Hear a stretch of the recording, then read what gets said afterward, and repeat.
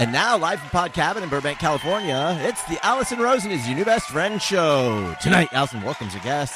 He's a comedian, writer, actor, filmmaker, and host of the podcast Who Cares About the Rock Hall? It's Joe Kwaczala. And he's a writer, producer, surfer, fisherman, and breakfast burrito reviewer. It's Greg Heller. Chef Jeff is here to reassure you that there is probably something worth being happy about, and if you can figure out what it is, just let him know. I'm her husband, Daniel, saying hop on board the Love Bus and say hello to your best friend, Alison Rosen.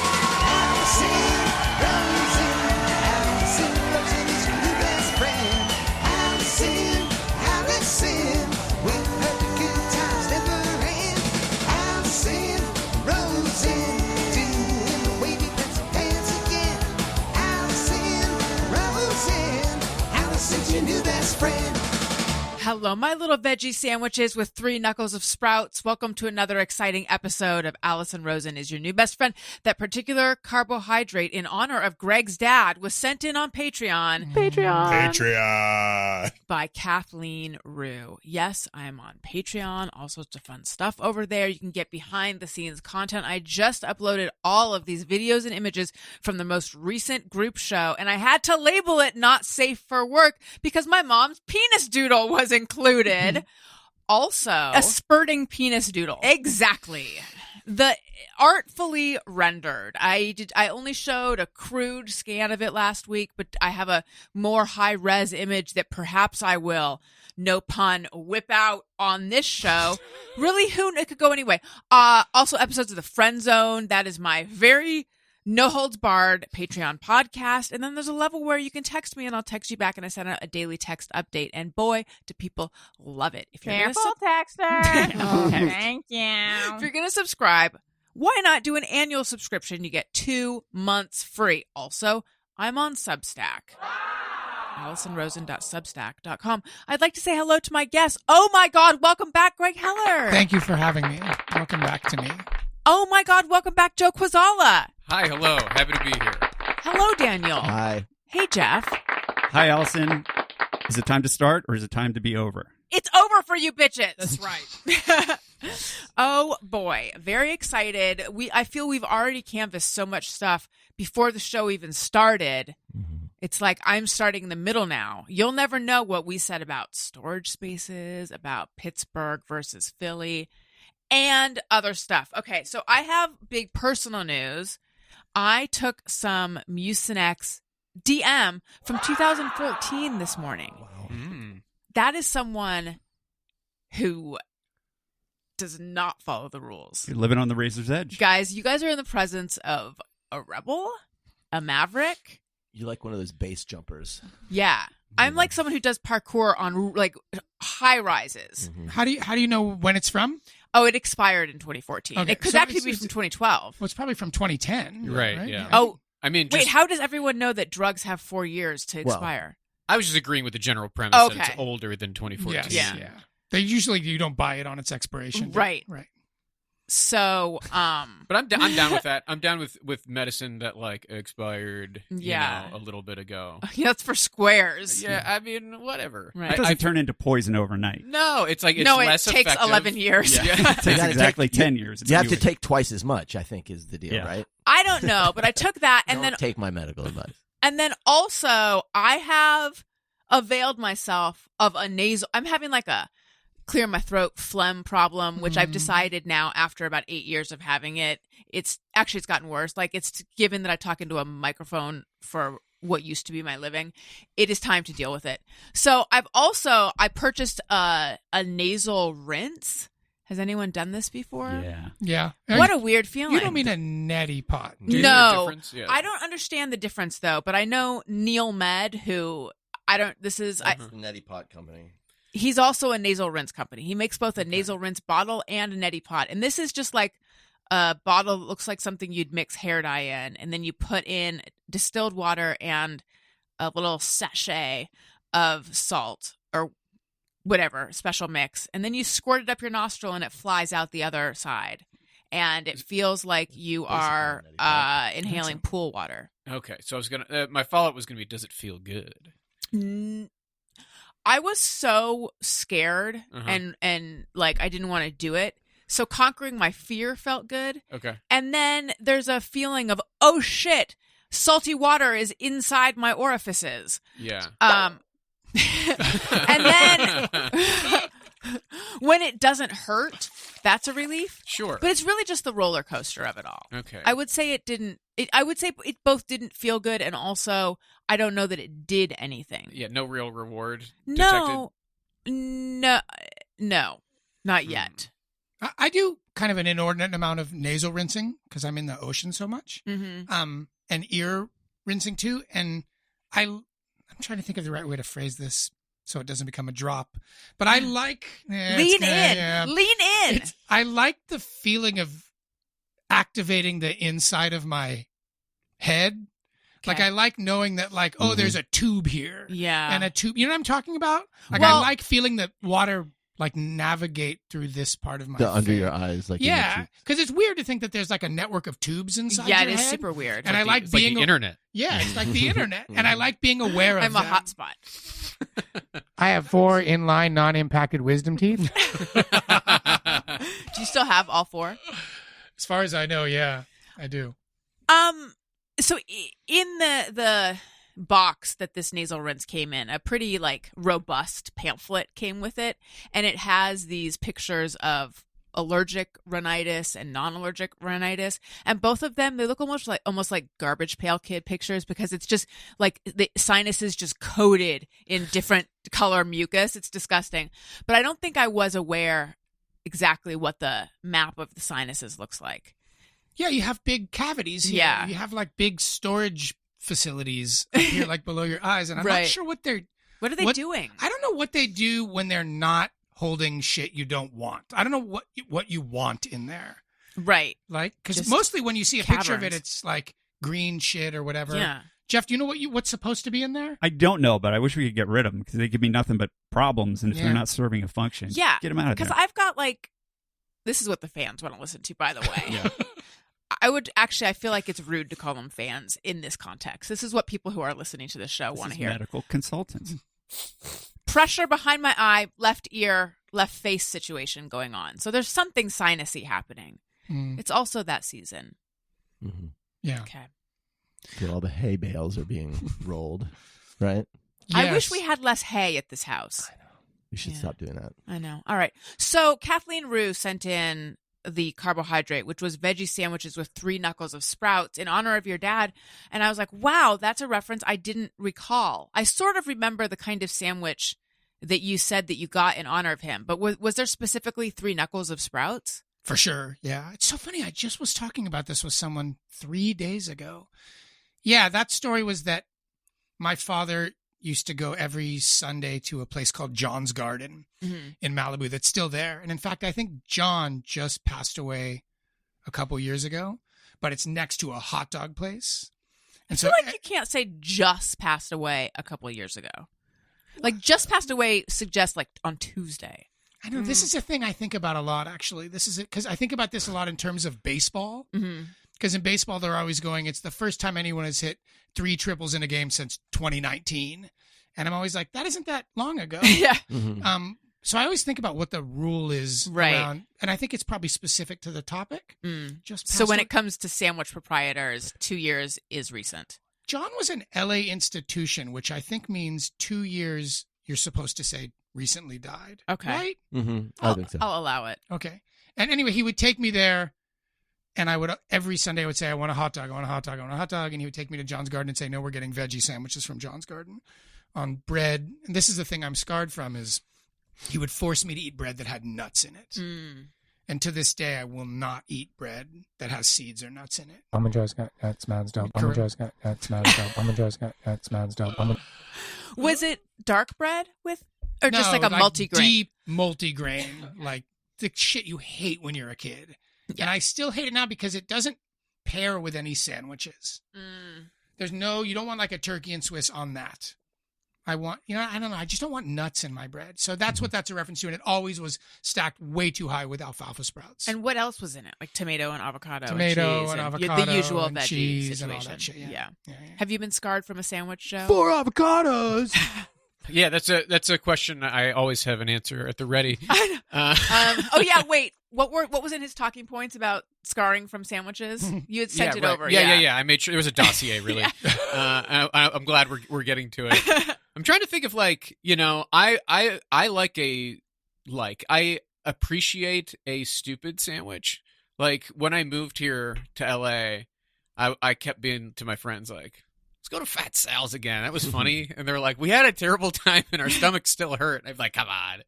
You put French fries and chicken fingers and mozzarella sticks on a cheesesteak? So you're always up for a gimmicky sandwich. I'm ready to eat anything. I think, period. And if it's going to be, if we're going to have some laughs while we're doing it, Sure. then even better. I mean, one of the more stunty things we did on this show, which is known for stunts. Yes, I mean, I that's took why I'm here. expired medicine. Come on. Yeah. Do you remember do you know who Cynthia Nixon is? Yes, from Sex and the City. Correct. And also a gubernatorial Yes, run. New York politics. Yeah. I just wanted to say that word. I don't know if she actually ran for governor. Did she? I believe she did. Oh, then I used it Yeah, right. gubernatorial. She caught a lot of heat Mm. because she ordered Her cream cheese and lox on a cinnamon raisin No, she bagel. said her bagel of preference. Her Mhm. bagel order was Yeah, but she should catch heat for that. Yeah, Yeah. was Yeah, cream that's- cheese and that's- lox on a that's- cinnamon on a, bagel. on a Cinnamon cinnamon raisin. raisin bagel. So we tried it on the show. Were Okay. you here for that? No, I'm glad I wasn't. Okay, we tried it. I don't think it was. It were wasn't you, good. Jeff? No. It's exactly what you think it. I think Yeah. I was like hoping like maybe she discovered some taste pairing that you wouldn't expect. It just you know? tasted like And it just smoked salmon and cream cheese and also cinnamon It's and the raisin. ingredients. They Yeah, don't no, pair. There's no gestalt-ian, like it becomes greater than the sum Right. of its It parts. doesn't It was that. just It's Yeah. not the like parts. chicken and waffles. Yes, Which right. does everyone here think chicken and waffles is magical? It's pretty good. Fried chicken, Greatest and thing waffles ever. is great. Well, I'll say Wow. I'll basically eat any combination of things. That kind of stuff doesn't bother me. I don't seek it out, but if there's Right. just, I've been known to take a plate or bowl and just That's what I do. mix it all up. But it's always like weird, gross stuff that Yeah. to other people. Yeah, I mean, usually if it's sharing a plate, it's not that crazy. But like on like a Thanksgiving plate, excuse me, I like to take the turkey and like scoop a little mashed potatoes on that slice of turkey. Maybe even get a little bit of cranberry while it's on its voyage to my mouth. I like combining flavors. I think the lox thing is really because I think cinnamon bagel and cream cheese could be good. Oh yeah, You know, that's that's standard. fine. That Yeah, seems it's fine. Yeah.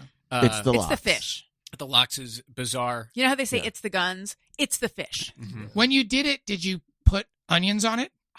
I think we did. Oh, did we? I have a memory Did she of order it with tomato and red onion with it. onions? Is that part of her order? Well, if I did it, it would have been because she Yeah, I did don't it. remember. You have to do the Cynthia Nixon order to a T. Otherwise, Exactly. what is the point? What is the it is the sign of a disordered mind. That order. I took a non-Jewish friend one time, a comedian, to Cantor's for a work lunch, and the fucking guy ordered a pastrami sandwich on wheat. What? And the waitress kind of looked at me and looked Like, at are you him, sure and about this? I was like, dude, come on. And he goes, no, I want it on wheat. And then he sat there eating a pastrami sandwich on wheat, and it was really sad. At It was Cantor's. Hampton, right? What? At Cantor's. It was Hampton. Yes, it was Hampton. I At remember Cantor's. this story. Yeah, It stands out to me. I still think about it. They still still talk about it. They might actually. I hope they do. So the other thing I had a realization this morning. It's been a slow realization that I've been having a lot. Does that work? Yes, but it came up even more. I am so weird around discussing money. I think everyone is to some degree, although there's people who are They probably say that's the one thing everyone can talk about at a party. and politics, right? And religion. Uh-huh. We have cleaning people here right now, and they don't take Venmo anymore. So it's either cash or Zelle. And Zelle is fine, but I just find there's just so many little steps. So I went to hand the guy cash, and he had just arrived, but I knew I was going to be out in the studio. And I don't know what the non-awkward way to hand someone cash is, but I didn't do it. He seemed confused. I was like, this is for you. You took a knee. I said, So what I'm feeling here, it's more than just appreciation. The curtsy For was the- a little over the top. but Maybe. I don't know. Better safe than sorry. Yeah, and I like and it was like in your mouth, It and was- then you slowly the dollar came out between Yes. your lips, and you made him grab Exactly. it with his mouth. is that not how No, that's is how that you not do it. play? That's why I brought it up because that's standard. Yeah. It's Yeah. protocol. So that was awkward and weird, and then I felt all weird about it afterwards. And I was like, why is that? Paying someone is normal. Paying Yes. someone is a normal transaction. And then also we just hired a babysitter, and every conversation I had with potential babysitters about money was super uncomfortable. There was one conversation where she was like, "Can you do this rate?" And I'm like, "Yes." And then I'm like, God, I said it way too fast. I said it so fast that she's going to think. And it happened to be the exact rate that I wanted to. I mean, I would like to offer half of this, but I mean, the exact rate that I had like budgeted for. But, Was it more than 28? yes, Was it more than 30? I'm not answering questions. Okay. All right. Well, is that what it's going for on the west side? Because Is this 2 kids or 1? this is 2 children. I would say 35. So, but I was like, the way I said yes, I would say 35. the way I said yes, You're not going to say it. are the you? way I said, I'm not No, going to say okay, that. all right, okay. The No, way no. the way I said yes was so fast that if I were her, I would have been like, oh, I should have asked for more. I could have asked for more. But the reason I said the me in my mind is someone who, when someone says, can you do this? I go, let me get back to you. Let me think about it and get back to you. Let me give this question the attention it deserves and let me get back to you. Instead, I'm like, yes, I'm sorry. Yes. Why can I not be normal? You've seen this in me, Daniel. I've wondered this for 12 years. But it's specifically around money. Just because you're so uncomfortable with it, you're That's what I'm eager to saying. get it out of the way. I think. Yeah. You don't want to dwell on it. Are you worried that they think it's weird, or is it just more internal? It's internal. I'm so uncomfortable being someone's boss. Sure, I think. that's a good instinct to have. You It's don't want to not- revel in it. Right. But it Um, doesn't make you a good manager or boss. I mean, sure, but I guess my point would be that I doubt the other person sensed weirdness. But if it's all internal, then that's a different thing. But if you were Right. like, "Oh, I was so weird in front of them," they're likely not. No, they're likely right. Not I registering think that. this is right. I doubt the cleaning guy was like, what a weirdo, Yep. you know? It was just like, thank you for the money. Right. You're paying me? What the Yeah. fuck? If anything, I slow down. yeah. I couldn't possibly take that Yeah. from you. Right. I think he was just slightly confused because it wasn't at the end. Mhm. But no, this is my own internal thing of Yeah, like, it's, honestly, it is like when you walk through the security checkpoint at an airport and it's like, oh, phew, they didn't find drugs in my butt, Yeah, even though right. I've never ever put drugs in my butt. Or when a cop Yet. passes. Well, it's in my second act. Yeah, listen, we've got. It's that thing of like, I feel like weird, and it's like there's a weird guilt and shame around it. The Mhm. discussions of it. Yeah, I get that. I feel all of that. My life has been destroyed by the inability to talk about and manage money. And so I totally understand, especially when it's different, when you're someone's boss, Mm-hmm. you have like a more kind of formal arrangement and hierarchy and understanding. That's different than someone coming into your house to clean. There's also the added element of like, you're cleaning up my shit. Yes. And I feel that like there's maybe I feel I think I feel that intensely. I feel guilty a little bit over even having cleaning people. Like I should do it Yeah. myself. I feel the same way. Yeah. I feel, and we have cleaning people who come once a week, and the night before they come, I scrub the house Mhm. end to end, corner to corner. And my wife is always like, "Why are you doing that?" I'm like, "So they don't have to clean." Yeah. But Right. Like I feel very uncomfortable saying like, "Oh, you missed a room," or something like that. They don't Sure. actually miss rooms. Right, I was but- going to say if they missed a room, I think that's pretty fair. Yeah. Missed a spot on the other hand. Right. But it's what it's like. I was talking about this not too long ago. It's really like when you get your car washed and you see people walking around the car and looking at the car and the Mhm. guy standing there with his rag Oh, waiting for his right. tip. Yeah. I don't do that. And maybe I should, but I go, thanks. I give the guy $5 and I get in the car because I don't want to go, it's not clean enough. Right. Even though I'm paying him to clean it. Mhm. Jeff, No, that's so uncomfortable. You strike me as you have an opinion about car washes, correct? Yeah, I don't use them. Do you clean your cars yourself? I I use the automatic one because I don't want to deal with people. Because I want to avoid everything that we're talking about. But the automatic one is bad for your car, right? It's bad for the paint, the one at the gas station. No, the one I use is not the gas station super quickie one. It's one of the more involved automatic ones. Okay. So that's the one I use because the idea of having somebody else wash my car and me stand there and then having them. But they never have good waiting areas, so you're just like standing in the sun. Yeah. Oh, look, And I don't- cassette tapes and air fresheners. I don't have nice cars too, so it's not like. Wait, what's really a more care. I don't. If you've seen the shit-covered vehicles on our driveway, we don't wash our cars except for like you actually washed them recently. I was excited. I finally bought like a whole car wash kit, like a professional one, and a few weeks ago went out there and washed the cars. But it had been a long time. They So were like covered, and that was I enjoyed doing that. I don't know. I like the little self-serve ones with the power washer. Yeah. I'll do that. when you say you go to the more involved one, what does that mean? What does it do? It's kind of like the ones at the gas station, but it's 2 or 3 times longer. Right. Yeah, I know what those are. Yeah, there's one in. But you drive through. You drive through. You sit in the car, and that's the one where I've done this as a JMO, where you're pulling in, and the guy's doing this. He's pointing like an airplane So runway you can get guy. onto the track. Yeah, right? and when I stressful. am able to aim my car onto the track without him giving me any direction, I'm so And wait, so super proud of does it myself. dry your car so it goes through and it A does little the whole bit. business? It does like a jet dry thing, but it doesn't do a perfect job. So there's an area afterwards where you can get out and kind of like wipe it down. You got to tell me where this is because It's over in Silver Lake. It's Is not it far. the one by the Whole Foods? The 365. Yeah. Yeah, it's across from the Yeah, Astro Diner. I've done that one. Yeah. Right. It's Did good. you also find it pleasurable? Yeah, it's like a little ride. Yeah, there's flashing lights. Yeah, you there's all sit kinds of there stuff and going you're on. just kind of It's like a looking through the carnival ride. windshield. Maybe you throw on a fun song and you're like, wow, the future is now. do that. Yeah. I was talking with some friends, talking about what you were talking about before with paying about. We were having a debate about what the most awkward thing to say to someone is and not sound like a dick. Oh. And we all settled on, "Oh, I'm already in line," or "Oh, there's already a line."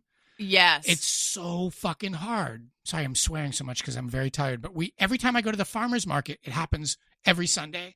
And there is no kind or like empathic way to say there's already a line. Yeah. Or I'm in every time you say it, you sound like a jerk. You got to hope that there's someone else who doesn't care Right. who will say it. Like say it to yourself in your head. You're in line. Paint this tableau in your mind. Someone walks up to the front and you have to go, you have to go, "Oh, I'm so sorry. There's actually a line here." You sound like a dick. I don't think that sounds that dickish. Really? Yeah, because you're saying it in a polite way. I think it sounds like a nasty, polite way. I think the words, just the meaning of the words, there's an implied like, Yes. hey, stupid. Or like, You're Yeah. entitled. yeah. Like, Yeah, no right. matter how you say it, like, hey, there actually is a line. If, Wait, one more time, Joe? Hey, actually, there's a line. Yeah, you're a dick. Yeah, You're a there's dick. no You sound way. like a And I'm huge dick. I'm trying as hard as I can to just be like, hey, so actually, yeah. because then you can go too hard on like, hey, little buddy, Right. actually, the way we do things in society is we have lines, and you need to look around before you just jump in front. It's impossible. How would you feel if you were the person who didn't notice the line and someone said it to you? Oh, I'd feel embarrassed. I'd be like, oh God, I'm so sorry, you asshole. It's like contrary to how I identify myself. As So it someone would- who's aware of lines. Yeah, I can't think of a time it's happened. I would feel bad about myself. Yeah. I would feel like I've been lying to myself for many years about who I am. I see, and I feel like Daniel would be fine saying it and would I have be no problem with it because like when they're now my nemesis. I hate them and Yeah. and I like get the fuck back. I don't care, Mm-hmm. even though I've been that guy. Yeah, it's interesting. That is interesting. I try to convey it with a look because I do find them to be an enemy, and Mhm. so if they're cutting in, I'll adopt a kind of face of like, Yeah. Oh, okay. Is that how it oh, is? are we Right. are we doing this so that Yeah. if they happen to look at me, they'll be like it'll trigger like, Shame. oh, whoops. Yeah, like it's like, oh, I guess everything's on the table now. Here we go. Jeff, what about if someone cuts in line and you're in the line? I'll try and say it super politely, but usually I'll wait until they're about to be served because I want to give them as much time as possible to figure it out on their own. Yeah, Yeah. smart, yeah. Mhm. So To self-correct. yeah, because some people jump a little too quickly. Like you're just looking at something and they're like, excuse me, there's a line. It's like, whoa. Right, because that person could just be looking at the menu or looking Right. at somebody. Right, I agree with that. Mhm. I agree with that. Yeah, it's smart. Greg, is the mantra guy still at the market? No, that guy was removed from the farmer's market. Oh, wow. Yeah, I think I never got a full story about this. I asked one time, and the guy who works at the farmer's market was basically like, this has nothing to do with you. It's none of your business. You don't get to know about like the politics of the Mar Vista But I farmer's feel market. like what? you're a regular Yeah. part of the farmer's market. Yeah. I mean, insofar as I go there. Yeah. But isn't it a community? I asked what happened to that guy, and all he said was his booth is not here anymore. And then I said, oh, what happened? And then he just said his booth isn't here anymore. Yeah. So I'm Stop, assuming stop coming by. And then you Yeah. found an envelope at your, Yeah. at your condo, and it's just like, do not Yeah. seek the answer to this question any longer. But I still wonder, but I'll never get an answer. I'll never Right. get an answer. But I think he freaked a bunch of people out. Sounds like it. Yeah, it's disgusting. Can you Fuck give him. a quick Cliff's Notes on what you're talking about? This is a guy who worked at a papaya and mushroom vent. He like half the year his farm sold papayas and half the year they sold mushrooms. Okay. And he was like kind of one of these people who's such an intense psychedelic drug casualty that when you see them, you understand like there is no normal exchange with this person. Mhm. Like you're not going to go, hey, how are you? And he's not going to go, I'm fine. How are you? And you know what I'm talking about? Yeah, You know I do. Yeah. This kind of person who you're just like, this is if engaging with you is going to suck. But his papayas were fantastic. Really, really good. And then one day he walked up to me outside of his booth and he looked at me and he kind of like took a knee and he went, do you mind if I give you a mantra? And I just said, yes, I mind. And then he kind of looked at me and he walked away. And it was like this really weird moment where he was definitely supposed to give me a mantra in his mind. And I refused the mantra. And then a couple of people around me sort of laughed. And then I saw him do it to a few other people. Did they refuse? Yeah, everybody was refusing. Nobody wants a fucking mantra. And I think that might have been maybe one or two more times after that I saw him. And then I think he was gone. Wow. Yeah, I'm trying to think how I'm I sorry, would I don't feel respond. like having a conversation right now. Basically, yeah. If I would probably be like, no, that's okay. I Right. think it's probably how I would approach I think it. he actually said, can I give you a mantra? And I think I just said no. Did you think when he asked that, like, he would just, if you had said, I don't mind, that did you think, okay, he would just give you some, like, nom, yum, yum, kyo, or whatever, and then that would be it? Or, because I would think, oh, this doesn't end with the mantra. This ends with him teaching me how to use the mantra, and then us sitting there, and an hour fucking later, it's like, I would decline just because I don't have time for this shit. I actually really don't know. And I don't know if a mantra necessarily has to be that. Maybe a mantra could just have been some sort of Like, look before you leap. yeah, just something that much of a platitude. Yeah, exactly. I really don't know. Or he just looks at me and he's like, a bird in the hand is worth two in the bush. I have no It's like, idea. I came up with that. but I Pobody is nerfect. You gotta laugh. You That gotta I think laugh. is your mantra.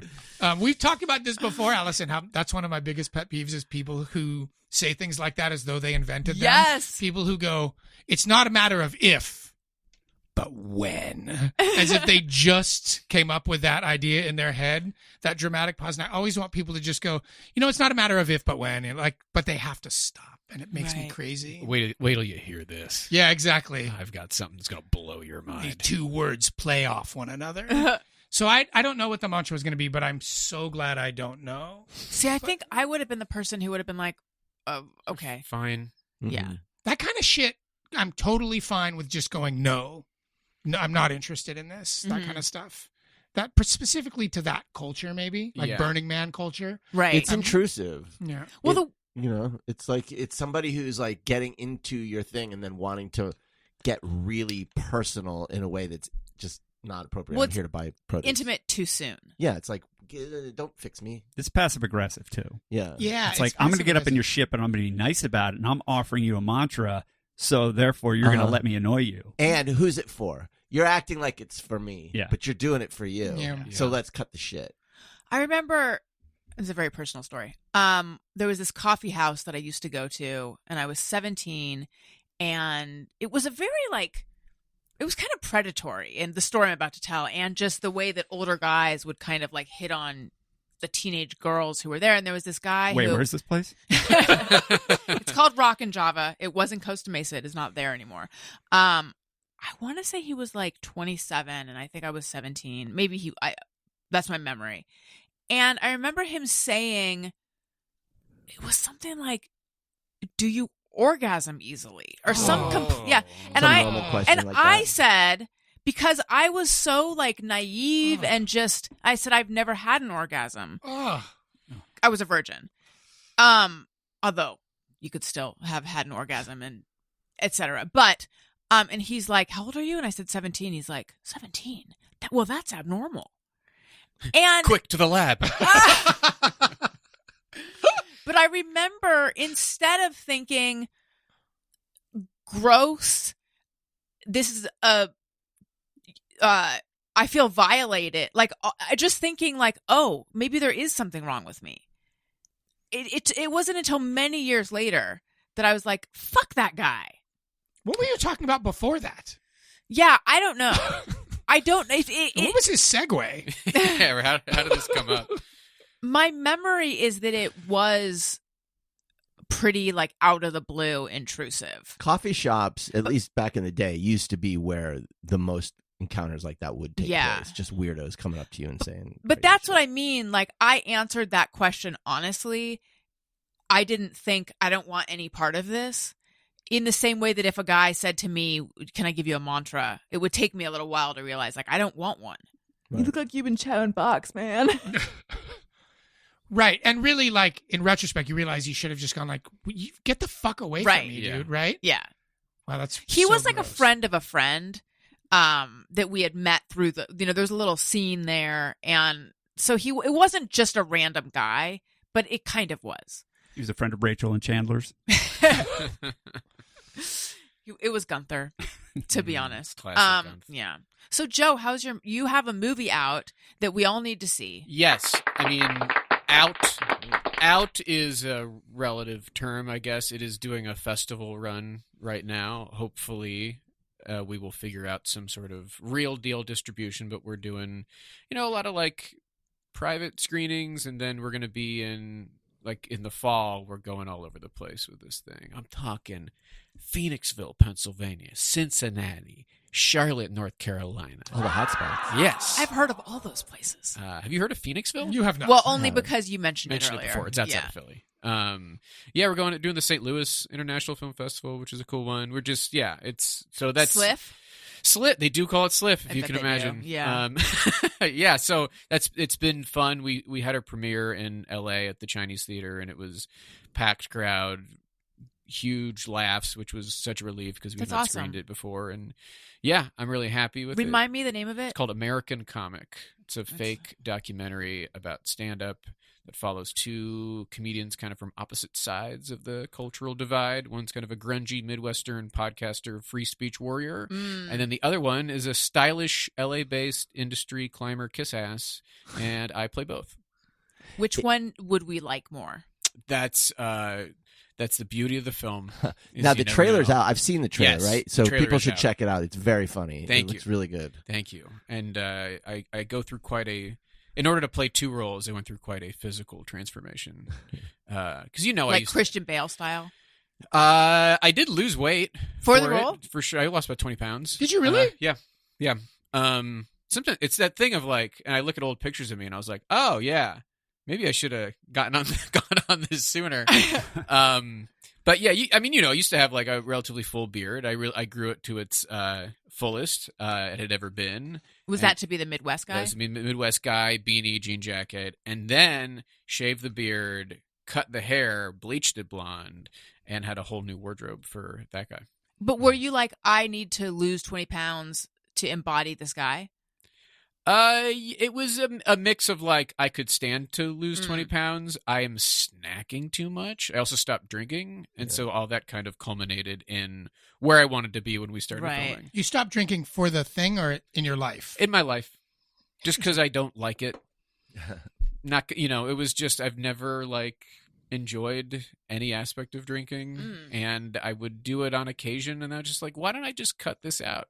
Yeah. And I'm not someone who feels like I need a drink to get me going. And I don't feel weird not holding a drink. I can hold a glass of water and be fine. So Had it become a problem at all, or was it you No. were just like, why am I doing this thing that I don't like? It was such a non-activity for me. Like, it was just like, I'll have a beer maybe once or twice a week. I don't like the taste. It doesn't really do anything for me. Why am I continuing to do this? I could just cut it off, and then it's very clear. I don't ever have to think about it ever again. That's how I feel about weed. Yeah. For me, it's just like it doesn't do anything for me that I enjoy. I don't like the taste or the smell. There's nothing about the process that's fun. I just don't need it. Not for me. Don't look at me. Joe, how's the movie doing? I bet you don't relate to anything that we're saying. No, They're saying. No, of course I relate. Understand the Sure. words that are being said. Well, I like both of those things, and I wish That's I did okay. so That's much. okay. Yeah. Although I am on a hiatus. I have not been stoned in like 3 weeks. How's it going? It's fine. I actually don't really care that much Mm-hmm. when I don't get high. But sometimes I need to, and also I'm accustomed to drinking, but I drink less than I used to. I don't drink hard alcohol very much anymore. When do you need to get high? This is an intervention. Sometimes I feel like my brain needs to do certain activities that are facilitated or amplified when Okay. I'm stoned. And I can do them without to. Maybe I'm just sort of used to doing certain things stoned. Do you feel like it enhances your creativity? Sometimes I do, yes. Sometimes That's I do. something that it never did for me. Yeah. It does nothing but just put me in a comatose state, and I hate that. I can't do things when I'm. Sometimes it changes the way I hear music. Sometimes it changes the way I think about language. But I recognize that it should not be necessary, and it's not. Sometimes I write the same and when I'm totally sober. But I do enjoy having several beers every day. This is a reference that no one in this room except for Daniel will get. But do you remember when Tom and Tom from Vanderpump took shrooms so they could name their new restaurant? Yes, that was very fun. Was it fruitful? I mean, it gave them ideas. I'm not sure they were good ideas, but they certainly came up with a bunch of ideas. What did they end up naming it? Schwartz and Sandy's? Schwartz and Sandy's is the name of the bar, and then they had like things like an area of the bar where there was like twinkly lights, like space. I'm not and- sure that the drugs brought like, that Jesus. to the yeah, fore. That's why some people should not do. Their restaurant should just called like Azure 19 or whatever bullshit Vegas name. Well, I don't think it's there anymore. Yeah, Um, it didn't work. Joe, when you screened the film, Yes. did any of the comics whose personalities you borrowed from to embody this character approach you or say anything to you afterwards? I don't think any of those people showed up. Okay. But what's always interesting about this kind of thing, and this is not the first thing I've made that lampoons stand-ups. I'm just going to cut Joe off here for 1 second. Can we talk about the sketch you made? Sure. Can we say the name of the person that you were saying? Wait. I don't hover down. You mean the sketch that the movie's kind of based off? The Midwest, the gruff Yeah. Midwest. Yeah. That's Kyle Kinane, isn't it? Is not, and I'm not bullshitting you. What it is there is a generation of comedians who are trying to do Kyle Kinane, and it's based on that. Okay. Because Kinane, And I know you have a lot of respect for Kyle. So do I. I but do. I think he's truly one of the greats. So do I. And he made it look so easy that a lot of comedians, especially in the Midwest, but all over the country, and you will still find them, they are trying to do what he does, but they do not understand the things that make him special. Okay. Now, a question, Mhm. and obviously I just need to see your movie to understand, but what, if you're trying to do Kinane, what does that look like? Because to me, Yeah. it's just, What's it's an like the inane gravelly. Kinane look like? It is Voice. taking the Good one. idea of being a scumbag Mhm. and making that your thing. Okay. Having a beer on stage, being kind of like, I don't give a shit, but not really paying attention to the craft Mm. and Yeah. kind of the insight that is the key to someone like Kyle, and instead being like, oh yeah, I can take a beer up on stage and I can be like, I'll be gross and I'll just kind of talk about being a dirtbag, and that's there's less of that now, and I have taken that character and kind of modernized him to a degree. What those types of comedians are now is kind of these cancel culture is ruining everything. Right, like Right, they're, you say he's a podcast. they're morphing into this other thing. I feel like there's the female version of that, which is like those who looked at Sarah Silverman and they were like, oh, I can just get up there and say outrageous, gross sex shit and be cute. Yeah, and be hot, like show my legs, and then it's just tired. It's like you don't get You're going for conventions. You're going for kind of external things and not really tapping into anything real or authentic. Yeah. But Joe did a bit in one of his sketches where he's doing this character, and every character does it's one thing that's extremely specific. Every joke. So it's like it's a short little documentary about this comedian who has figured out the key to his joke writing, which is that every punchline is a detail plus an emotion. And so then you see a montage of his jokes, and it's all like, I'm just full of beef jerky and regret, just covered in Cheeto dust and despair.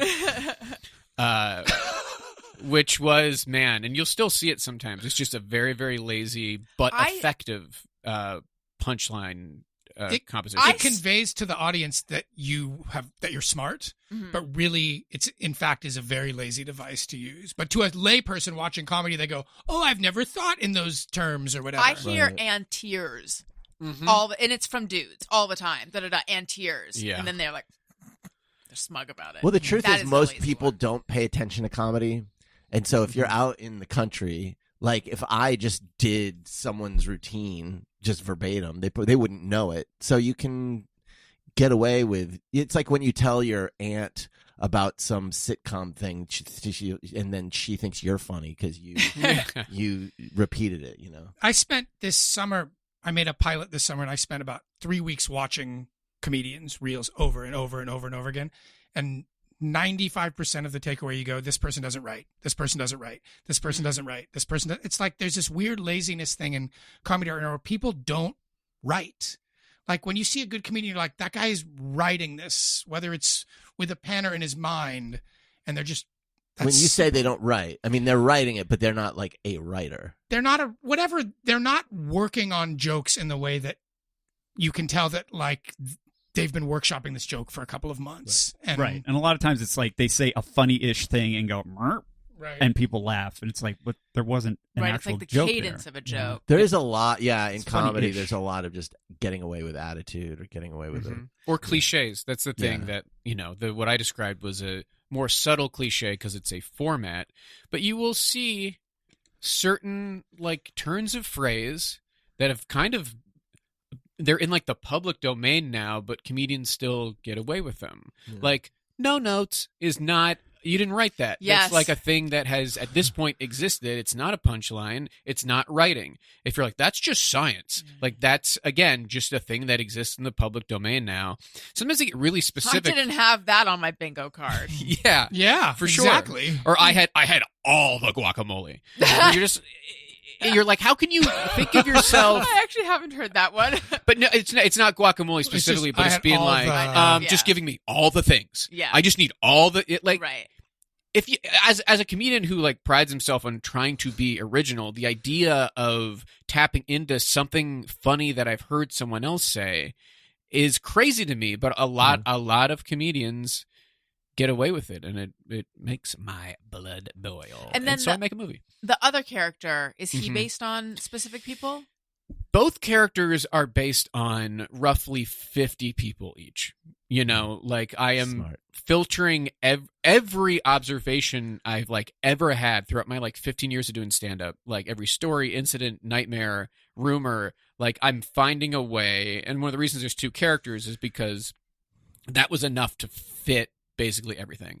Like, not every story is going to fit with like the grungy guy, but because they're so different, if it falls on that spectrum of closer to the stylish guy, then we can throw it on him. It was a way to get everything filtered through these guys. And what's great, and what I was about to say earlier, is that when I screen this, and it's true for like the sketches and stuff, when I talk about stand-up, people always come up to me and they're like, I know who it was. Yeah. And then they named someone I never even thought of. Oh, that's hilarious. That's so interesting. Are you going to show it in Austin?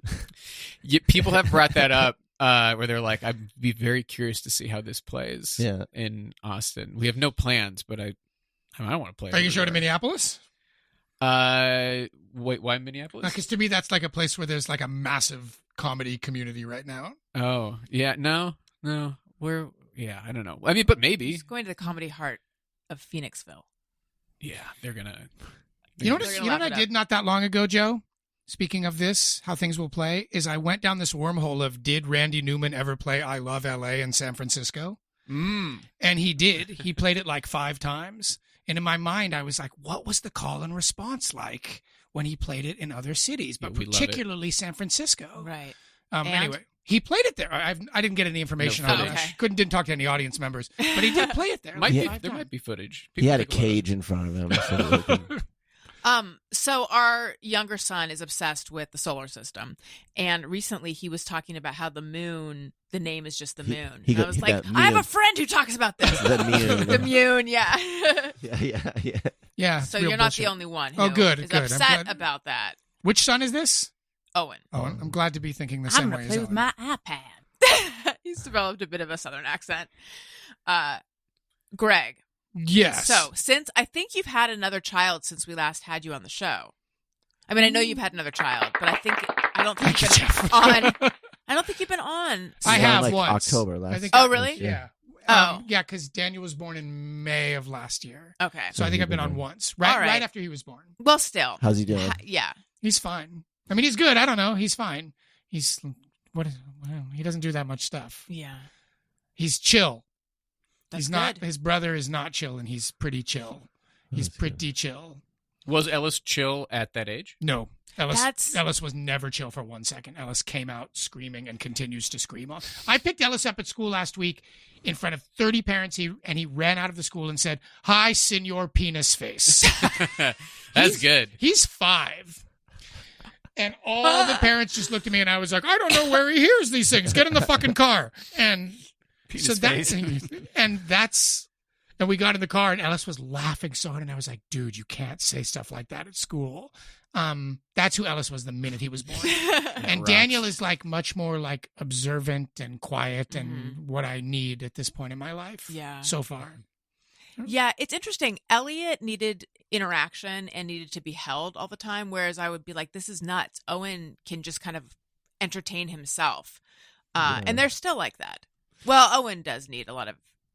Owen needs likes help to- with, like, he's trying to make something on Procreate. Huh. But Elliot needs, like... The fuck is Procreate? It's an, Is that how you teach kids how to make a baby? oh, yeah, no. No, it's not. It's an iPad It's a- animation program. But it's like, no, it's an illustration. But it's called Whatever. Procreate? Mhm. I never even thought about Why did that. they name it that? I don't know. You're right. I never Well, even... you're creating, so it's procreate. Right, but Procreate That has... does have a doesn't We that have a mean word, yeah, procreation. Yeah. That's a word, I think. I literally never thought about the other meaning of Procreate. Really? I just Maybe- think of it as like professional creating. It's funny. Oh.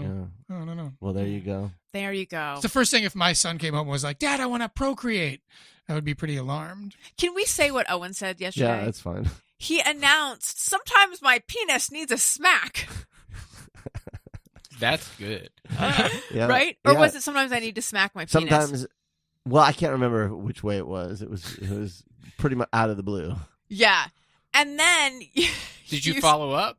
No, Well, I was in just the like, other, same we were kid. in the yeah. That he said same kid, but Owen couldn't hear because Owen was like in the other room and he said it and we just overheard it. I was like, Ah. Yeah, he's where did he starting. get this though? He is now in that phase where there's a lot of penis talk. Mhm. I'm looking at Daniel's phone right now and it says clean poop on it, just so you know. I just clean it. Okay, right. No, I understand. You just wash it off. It I just stays wash there, it or you off. just wash it off. Don't move it. I did it already. I needed to. Okay, cool. Elliot did not have that phase. No, the phase where that sounds like Ellis is in, where they're like obsessed with body parts. Butts, farts, Yeah. all that kind of stuff. But Ellis is kind of like obsessed with like swear words Yes. in a way that I really wish he wasn't. In a way that's just transparently a result of being my child. Because there's no other explanation for why. And you know what he says to me? He goes, sometimes he'll drop something or he'll do something and he'll go, shit, I mean, oops. Nice. Very good. He says that like fairly commonly. He said that in front of Viola the other day, and she looked at me and she was like, dude, just say oops. And I was like, sorry, but I say shit, I mean oops. Joe, how are you feeling about having kids? You want kids? I was thinking about this the other day. No. You don't? I don't think so. Not right now. I don't know. I think about the life I have and the life I have with my girlfriend and the things that we want to do and the levels of stress that we experience, just the two of us. Right. And I don't see it. Yeah, I don't know. Does she? I don't think so. Last time we talked about it, not really. I mean, I think she's like, I thought at some point I would like something would click Yes. and I would be like, I want them, but that hasn't really happened. And I'm so stressed and involved in trying to get my own stuff going. And we don't have, a ton of stability or security in the sense that, she's an actor. I'm trying to do my thing. And yeah, I just don't at the moment. I don't know. I don't think so. I would say if gun to my head, I would say no. It didn't click for my wife until I think we had Ellis when she was 37 or something like that. But she also was like, got a master's, got a doctorate, and then eventually was like, now I'm ready to do it. Yeah. She had things she needed to accomplish. Whereas as soon as we got married, I was like, let's have a baby. And then we didn't have a baby until I was 41 or whatever. Which is fine. It's just super old dad shit or whatever. Are your parents up your butt about it? I mean, they want us to get married. Right. That is the first thing, and then that will follow. You know. Right. Is that a religious thing? No, not a religious thing, but I think my mom just wants to be at her son's wedding. Yeah. Yeah. I think that's what it is. She wants to be at her son's wedding, and she wants to make it about her. Really? To some extent, I'm sure. Yeah. I don't think my brother's getting married. I'm probably the best shot at that happening, and I think there is a degree of tapping the wristwatch, like, right. Hey, let's get this thing moving. Well, if you at least get hitched when they can still help pay for it. There you go. That's the only part of that really matters. I mean, aside from loving them and whatever, all that shit. So what else, Greg? What else have you been up to? You're still surfing, I presume. I'm just like kind of sitting around watching my career collapse. We're all doing that. Having no money, not knowing what I'm going to do now, where we're going to live and all that shit. I'm doing that stuff. Wait, what? You're thinking of moving? Well, if I can't work. So Yeah. I don't remember if it was the last time we spoke with you, but there was this attitude a year ago in the business of like, wait till January. Survive till 25? Is that what it was? Is what they say. Yeah, it's none of that. Did that pan out? Nothing No. happened. No, nothing I think on some level, some things are coming back in a way they did not last year. Yeah, I feel like I've heard that people I've talked they're to. buying new material Yes, again. I think that is true, but like not enough that we would benefit. I worked in like Right. sketch and late night and variety. Right. And that stuff is pretty quiet. Like I said, I shot a pilot this summer, and when they told me the budget for the pilot, I probably shouldn't say this. Whatever, fuck it. And when they told me the budget for the pilot, I literally said, "Does that include shooting it?" I'm not, and that's what I was thinking. I was like, "Oh, this is some sort of weird pre-production budget." Oh, you were serious? Yeah, I was like serious. And then I was staffing, looking at resumes and calling people and going, "You have 3 co-EP credits. This is an AP job. Why do you want it?" Mm-hmm. Yeah, And just- people were just going, "Can I start right now? Can I ask, Jesus. Right now?" what percentage of, here's what the budget would have been back in the day, like what percentage of that, are like, how much has it fallen off? I don't understand the question. Like Can you, what- can you like rephrase what- the Yes. question? The budget, just to pick random numbers, if the budget was $1 million, like you used to see, and now you're seeing LOL. 500,000. Oh, it would have been 75% less money. Okay. Yeah. So the people just aren't spending money, or the money just isn't there, or like, I guess It's just a because we're in combination sort of like, no one is spending money, no one is taking risks, no one wants to do original concepts. How can we get this for the least amount of money possible for a proof of concept that we can then pass on? Okay. Are there still general meetings happening? I haven't been on one in a long No. time. I haven't Really? been on one in a Yeah. long time either. There are not. Interestingly, What are creative executives even doing right now? There was in the middle of a sentence. Getting fired. on that Really? Yeah, in fact, on that pilot, half of the executives were gone before we finished. No that shit. We started with, yeah. Wow. Was it a network, or was it a production company, or? It was a studio for a network. Okay. And yeah, it was like I had a great time making it. I got to work with really funny people, but it was a very different experience. So is nothing new being made? Or like, I feel sort of I'm just in the podcast world where everything has gone to shit. I haven't feel disconnected. Okay. It's the same. You should change your name to Greg AI, and then they'll hire you. Yeah, I don't know. Gregplexity. I think we're going to see the AI thing kind of turn into dust in entertainment. I kind of do, actually. But yeah, it was a really different experience. Kind of an experience. I'd love to make that show. I hope they ordered it. I had a great time doing it. But it was also one of these like, I don't know if this thing is real anymore. Were you involved in the pitching of the idea, or were you brought on to execute it? It was an idea I pitched.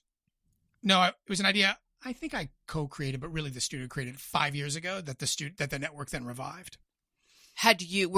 Were they just like, we found it in a pile and we want to do it, or were you pushing it was a studio going, what are some things we think didn't get a fair enough chance? It was a pilot we made for MTV with Dave Ross. Huh. Who's Dave Ross? He's a comedian. And then they revived it and brought it to a different network.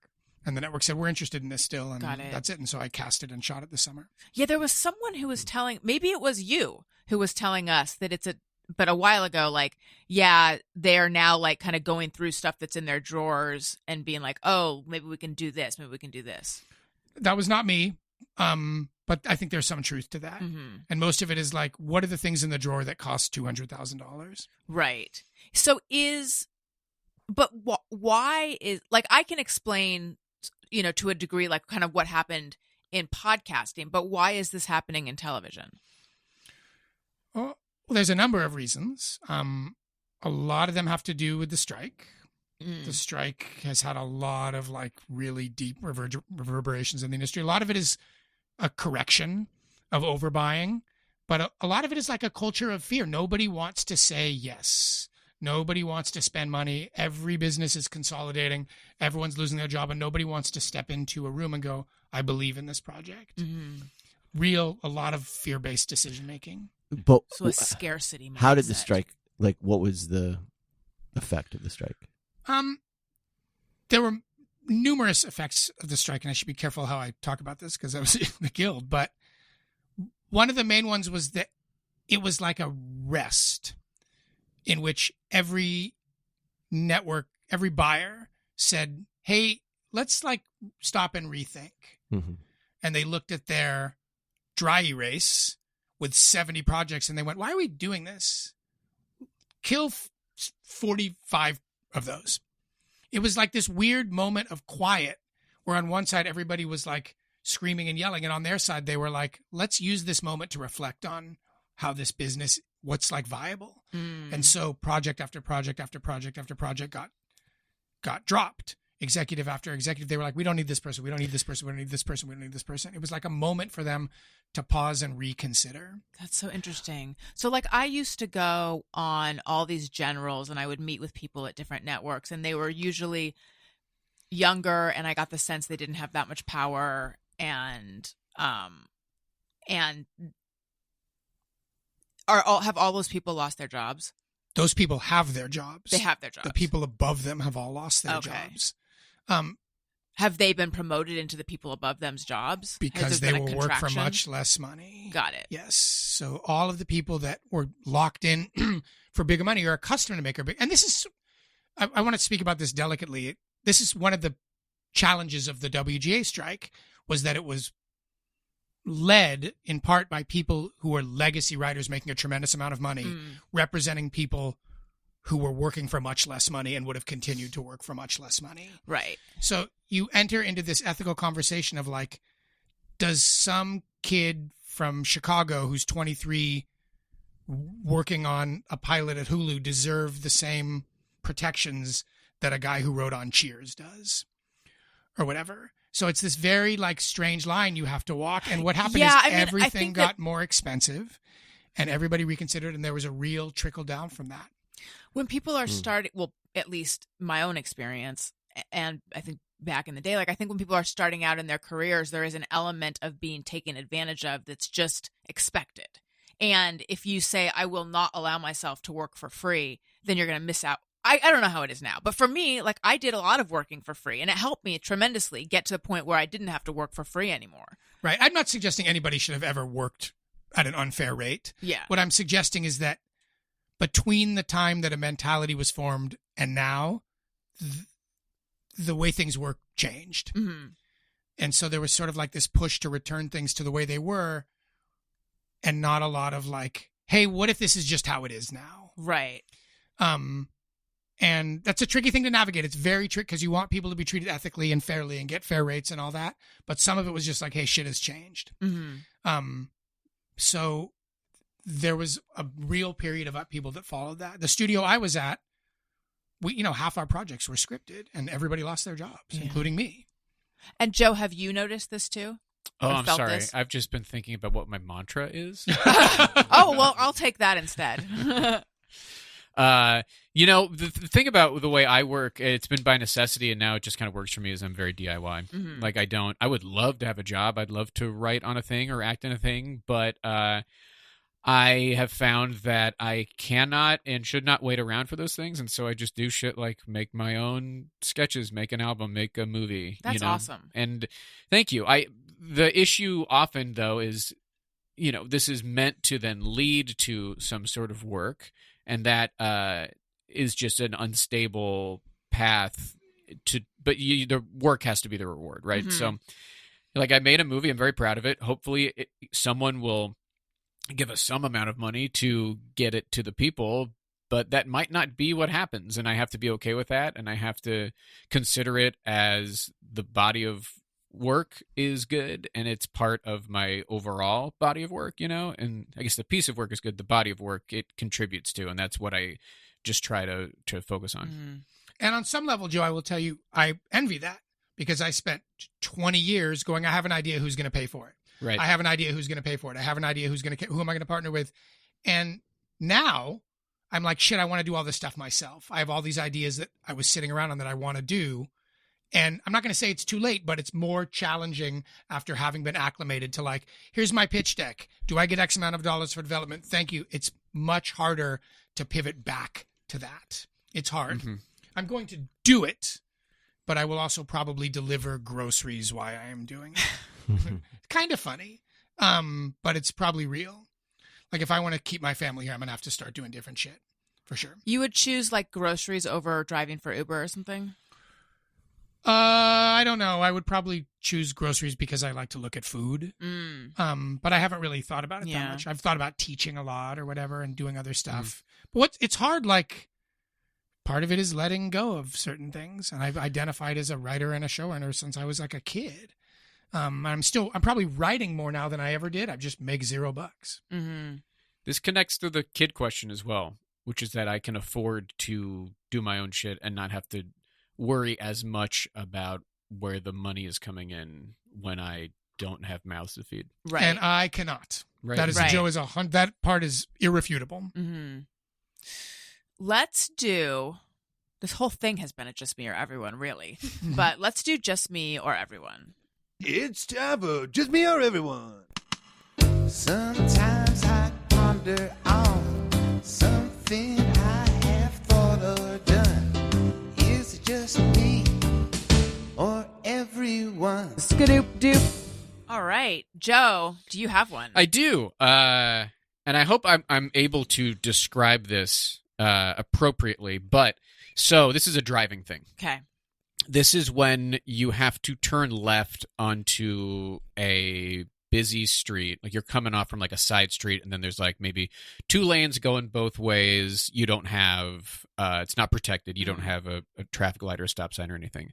What I will often do when I'm turning left is I will almost act as though I am turning right. Ooh, misdirect. So, yeah, in a way, because my calculation is I need to concern mostly about the traffic that's coming my way. Because what I can find myself in a situation of is, okay, I'm turning right. I feel more comfortable also, like, inching out and going right than inching out going straight forward into possible traffic. So I'm inching out going right, watching the traffic come at me. Once it's clear, I will go with the idea that if I need to get back the other way, I can do a U-turn at some point, and that will be easier than trying to do a left turn. But if I'm pulling out There's no traffic going that way. And as I'm doing that, I see a window of no traffic coming my way. I will kind of do a turn right into traffic and then immediate kind of U-turn. So it's almost like a wide left turn. That's smart. I don't do that. I don't know if anyone does that. But it feels intuitive to me. I'm sorry, Joe. This is when you're making a left or a U-turn? When I'm making a left turn. So if I'm going to do a visual with my fingers for Greg on the table. So there's like a side street and then there's traffic coming this way, right? And so I'm starting to do this because you know what I mean? Okay, you're not in the four-way intersection. You are cutting across traffic. Yes, cutting across traffic, usually coming on like off of a side street onto something kind of busy. And so I'm like kind of going right here. Just so I can, at the very least, do this and then turn around. I feel like you've revolutionized my turns. Right, because I typically... I think about this. I understand what this is. I just go right because I'm too scared. Yeah, it's what my girlfriend said. She's like, I'll just do 3 rights. Yeah. And that's how we'll get there. I'll do a right and then an eventual U-turn usually. Yeah. Right, yeah. Which is, you are taking one thing at a time, right? Like you're getting your side of the traffic and then you handle that traffic in 2 different But times. I feel shame about it because Daniel is a fearless driver. Like, he will always make the left turn, and it works for you. I had to, when I was commuting, the way where I would have to park for work was one of these weird streets where the only way out was from a side street onto an extremely busy street, especially at Russia. This is like on the west LA. What was the name? It was like Olympic. Right. So it was like Olympic, just from between Barrington and Sepulveda. Yeah, and like from 3:00 till 6, it's just insane. And I would have to cut like across the traffic in order to get on the freeway or whatever. And so you're right near Sawtell. Yeah, right? Yeah, horrendous place. Worst. To get on. Yeah, very challenging. The worst. And so like, I just had to learn how to bully cars and get myself across 3 lanes of traffic because there's no other way. I would quit. Yeah, it's stressful. This is kind of a byproduct of Waze in some ways. Yeah. In some ways. But I will tell you, I will look at the map that Waze has laid out for me and I'll go, these 4 turns are fucking impossible and I can't wait to do them.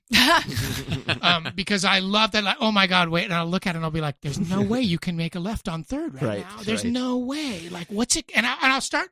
But when you do it, it's like, and I'll start going like, in my head, I'll be like, what's it going to be like when I get to 3rd? Because it's a problem if it's ever like a street you don't recognize and 3rd, or a street you don't recognize in Olympic, because the street you don't recognize is a side street that doesn't have a light. And you're looking at it going, wait, I have 25 feet to cross that street and then hook a left on Olympic. And in my mind, I'm always like, I can do it. I can't wait to try. I can do it. There is a way to program Waze to not give you those instructions. I know, but I would never do it. I've swited that on in Waze and it still does it. What does it call that? It's like no hard left. Unprotected pussy mode. I think is what they call it. Yeah. I got to turn that on. Yeah, you should turn that on. Yeah. I've learned to do them, so I'm fine. But it's not. I love those turns. I mean, I hate them, but I do like perversely love them. Does anyone do what Joe does? Yeah. I think that, especially if there's a lot of traffic, because then you can really just like, and then squeak, go around. I do. I'm tacking onto your Just Mirror Everyone. Sometimes when I actually do the part where I'm going left and I'm scared, I go, and I'll do that with Owen in the car too. Yeah, screaming. Going straight is usually a bigger challenge than going left, actually, because oftentimes when you're going left, you can pull into the middle lane. Right. If there is one, but if you're going straight, that's when it's like balls out. Then I just feel like, I hope it's okay. I love those ones. Yeah, if you just close your eyes and just gas. You've done it. Yeah. They'll probably try to avoid you. They're just it's in their interest to avoid you. So. Do you have a Just Mirror Everyone, Greg? I don't. That's okay. Something happened to me this week I was going to tell you about, but it's not a Just Mirror Everyone. Oh. Do you want to know what it is? Yeah. Should we do the Just Mirror Everyone's first? I learned something this week. It's what my friends calls pickles or cucumbers moments, where you like get old and you realize something you didn't know. Okay, let's do Just Mirror Everyone, and then we'll do that. I have that written down in my notes. Okay, great. I had one, but I forgot. Great, Jeff? No, sorry, I don't have No, we have a listener. A listener submitted one. Do you know which one you want, or just pick one? Just pick one. Okay. Hello, everyone. This is Lacey from Illinois. I have a just me or everyone. It's kind of a silly one, but I thought of it today. When you hear the saying of something kind of like blunt force trauma or shrimp fried rice, do you think about it's kind of like the internet meme where it says, "Are you telling me that a blunt force this trauma? Or what do you mean that a shrimp fried this rice?" I don't know. I just always think of it, and I thought it was funny. We need a little humor these days. All right. Thanks again. Lacey from Illinois. I love that, I like that. but I don't do that. No, I do not. Especially if I'm familiar with the phrase. Yeah.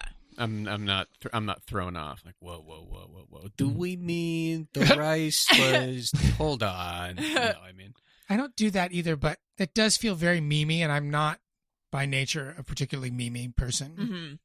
you're more of a Drew Carey guy. I wonder if people ever say that to people whose names are Mimi, Right. like Mimi Rogers. If they're ever like, "You're so Mimi," I don't know. Yeah. Thank you, Jeff. Uh-oh. Okay. Captain Fidget. Sorry. It's all right. I did not call you Senor Penis Face. Thank you. I appreciate that.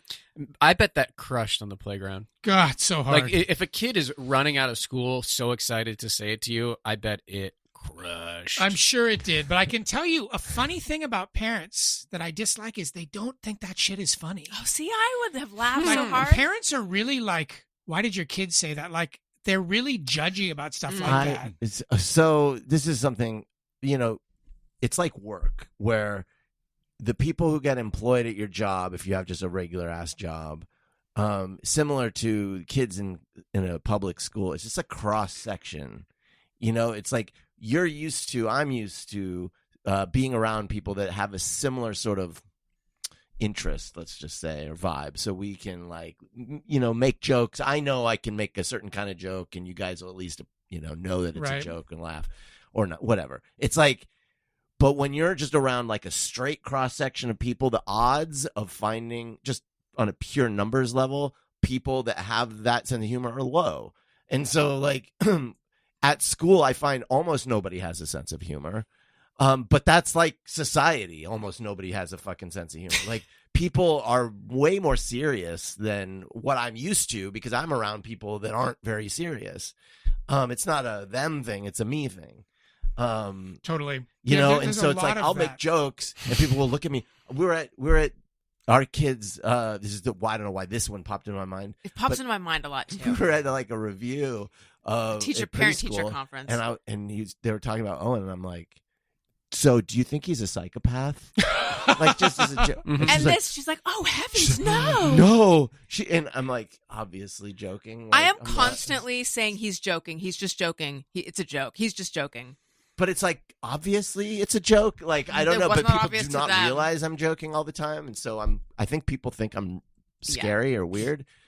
I wonder though, like in the position of a teacher, in that context, like you can't really like That's true, you assume can't- yeah. anything. You Sure, know what I mean? Like, I I'm think- not sure I was right in this. Right. situation. I just imagine in her situation, like her first year, someone's like, "Is my kid a psychopath?" And she's like, "Oh yeah, total freak." Well, also, And then they that may have person had took it seriously. psychopaths. Yeah, So, right. And who so knows? you gotta, take that seriously. I'm sure there are. Yeah. I was trying to find this. I actually found it. After the fires, all the parents were like, "We should have the kids make something for the firemen in their baking class." And I wrote on the group chat, Uh-oh. "Thank you so much for your bravery. Here's your banana fish stick taco." And fucking crickets. Nothing. And they're Yeah, just like, that's what I'm saying. and then they're just like, "What should we bring to the fire station?" And I was like, "You guys, that's such a good joke." And just crickets. Because like, it's like this absence of like a reverence or something Yeah. that surrounds. I workshop that. I have like 3 drafts of it on my phone. People are And- just generally very sincere, I find, and so like, I don't know, Gross. you and gotta, no laughs, no nothing. I just wanted like 1 or 2 of the smiley cracking up face, or just nothing. Yeah. Did you find when you guys had kids that anything? I mean, it doesn't seem like based on the people that you are, but I'm wondering, like in a group text with parents, like when suddenly you have a life is part of your responsibility. If like things just in general get more serious. I don't feel like it. No, I don't Not feel for like us. for us and our friends it did. However, I have spent time on Facebook mom groups, and those are really humorless, sanctimonious spaces. But I feel like it's kind of like I'm sure you guys know of people who were one way and then they got some fame and they became another way. And I've always felt that when people become sort of the worst versions of themselves, they were always that way. Yeah. It's not like it changed them. It just gave them permission. And I feel like this mom group thing, it's like they were cunts. They were before always had kids. super cunts, but now they have like, oh, I have kids, and it Yeah. gives me this authority to be this way. They didn't change. Totally. Right. They were just that way to start. I think that's right. Yeah, it's also most of the people that you hang out with, you kind of find like, I'm still friends with all my best friends. We still have the exact same interactions. And the other parents you start to meet that you like are so few that you parse them down to like, I can be myself around this person. Mhm. The one thing that changed that I hate is conversations about food. People get really precious about food with their kids, and I have like zero tolerance for it. I feed Ellis well or whatever, but like the conversations about like the brain development and what shit to put in their bodies are just insufferable. And even people that I liked talk to me about that. I can't stand it. Yeah, I bet. That shit is very tough. But for the most part, like, I don't think my dynamic with most people changed. And I sometimes, everything okay there? Yes, I Okay. feel like I've kind of like there's a dry bit on my lip. And I sometimes, Looked like Allison was going to throw up on what Greg was saying. I'm was like, aware "Ugh." that I'm thinking things that are totally inappropriate. And usually I say them anyway. Yeah. Yeah, I don't know. And not that I don't think that much in that sense has changed. I still feel like the same like person that I was, and most of my friends feel the same. I hate babies. God, you don't want to Google how to wash a baby's dong. Judging things I don't know about. The Greg Heller story. It is weird though when you have two boys and one of them kind of has your dick and the other one doesn't. You kind of start to wonder like, what's the genetic origin of that dick? You know, like is it from her side? Yeah, you Wait do a wonder. minute. Do you feel like one of ours has your dick more? I haven't really noticed that. I haven't like A but- spurting penis doodle. because I'm not familiar with my baby dick. You know, my little what it was like when I was little. I don't remember it. But that well. I don't think Greg is saying he is. You're saying one of them I don't has. know, whatever. You We should serious? move on. Has a similar one is similar in its Well, you look at one of them and you're like, yeah, and the other one you're like, I remember that. yeah, exactly. right. One's like a corkscrew. Like a duck. Boner sandwich. Greg, your pickle cucumber moment. Oh yeah. So this week I discovered what an advent calendar is, and let me put that a different way. I my entire life, I have just looked at those things and been like, why are there all those toys inside of a calendar? What a stupid thing to do. And I thought they were year-long calendars until yesterday. Wow. And I was always, first of Do all, you think, I hold you on. think you were stand by. just looking at 1 month of a year-long calendar? I thought, well, I didn't have that much exposure to them, but I thought people started to like Instagram them more recently, but I didn't realize it was, I didn't think they had anything to do with Christmas. I just thought it was a calendar of a whole year that had little cubicles in it that had a little bullshit chocolate in them or whatever. I had no idea. And I also did not recognize that the term Advent is the same as like the advent of technology. I never put those things together, and I learned this yesterday. How'd you learn it? Because I'd been thinking, I use Perplexity a lot. You ever use Perplexity? No, but you mentioned it. I use Perplexity a lot. And sometimes I just think of things, and I saw someone's posted like, oh, hey, it's almost Advent calendar season. And I was like, season? It's a calendar. It's a whole fucking year. What are you talking about, season?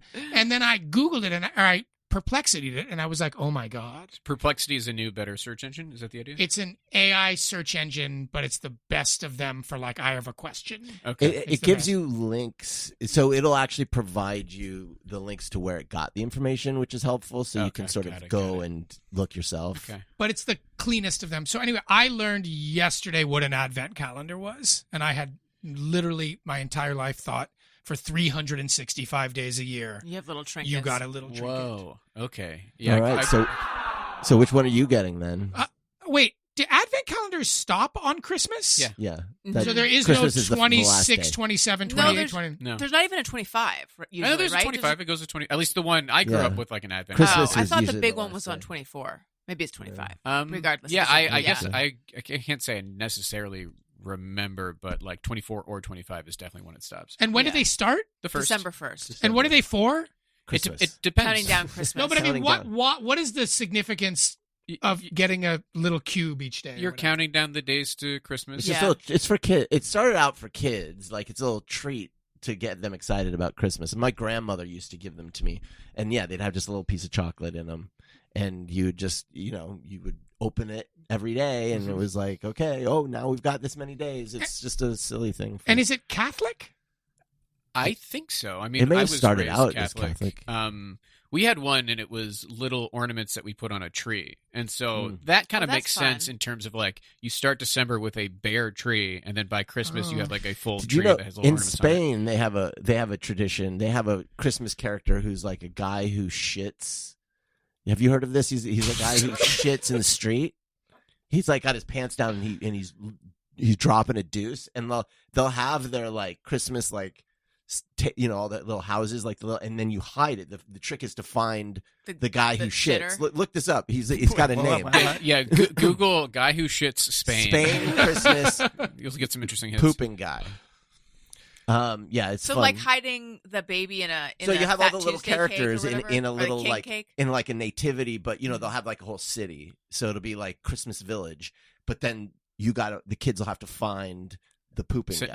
Senor Senor pooping man. Oh! It's Wait, not you a know, real person. It's a statuette of a person. Listen, they might do a little Based on- cosplay. based on a real man. Okay, I was imagining like this scene in You'll like go to the Seville or mall. whatever, where one dude walks into the street and shits. No, but you'll go to the mall and you will have a statue of a big dude pooping, and that's like, oh, it's Christmas. Are you Really? serious? Look it up on Perplexity. This is a real thing. It exists. This is the shocking part of the story. Yeah, This exists. This wasn't a fever dream. It's called a Caganer, Caganer, according to Wikipedia.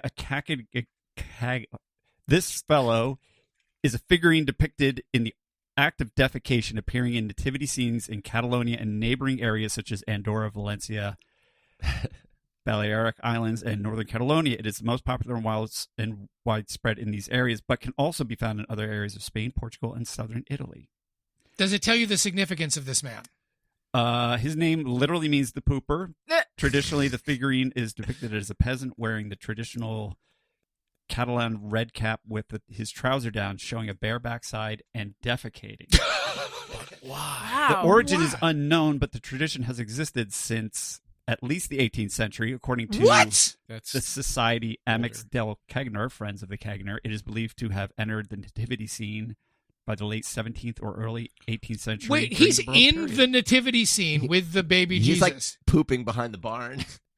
I think it's How did this not get to us? I think it's an appreciation of the sort of more earthy elements of being human. There's like there's a juxtaposition there between the very holy and the very like assholey. Yeah, well, I would think maybe it's like this idea that everything is holy, like even something like that.